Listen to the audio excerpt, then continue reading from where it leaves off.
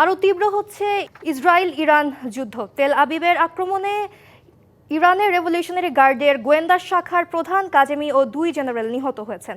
ইরানে মৃত্যু ছাড়িয়েছে 2 শতাধিক। এদিকে হামলার জবাবে নতুন করে ইসরায়েলের বিভিন্ন শহরে পাল্টা আক্রমণ চালিয়েছে ইরান। এতে আহত হয়েছেন অন্তত 29 জন। কোনোভাবেই থামছে না ইসরায়েল ইরানের হামলা পাল্টা হামলা, উল্টো তীব্র হচ্ছে আক্রমণ। ইরানের হামলায় তেল আবিব ও জেরুজালেম সহ বিভিন্ন শহরে বাজছে জরুরি সতর্ক সংকেত। বন্ধ ঘোষণা করা হয়েছে ইসরায়েলের সব বিমানবন্দর। হামলা প্রতিহত করার পাশাপাশি পাল্টা হামলা চালানোর কাজ চলছে বলে জানিয়েছে ইসরায়েলের প্রতিরক্ষা বাহিনী। এর আগে রবিবার ইসরায়েলের হামলায় ইরানের রেভলিউশনারি গার্ডের গোয়েন্দা শাখার প্রধান কাজেমি ও 2 জেনারেল হাসান মোহাকিক ইসরায়েলি এবং মোহসেন বাঘারি নিহত হয়েছেন।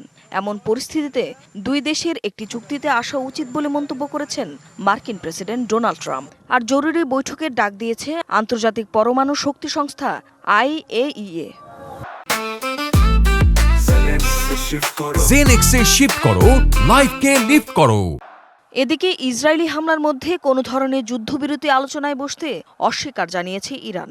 ইরানের এক কর্মকর্তার বরাতে রয়টার্স জানিয়েছে, ইসরায়েলি হামলার জবাব দেওয়া শেষ হলেই গঠনমূলক আলোচনায় বসবে তেহরান।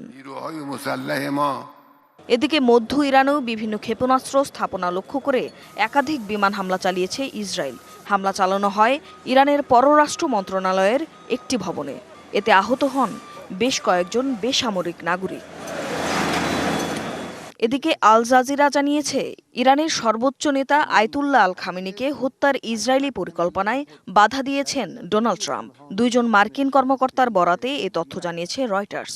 তারা আরও জানান, যতক্ষণ না পর্যন্ত ইরানিরা কোনো মার্কিন নাগরিককে হত্যা করে ততক্ষণ পর্যন্ত ইরানের রাজনৈতিক নেতাদের নিশানা করার কথা ভাবছে না যুক্তরাষ্ট্র। Tumpa Tarafdar, DBC news desk.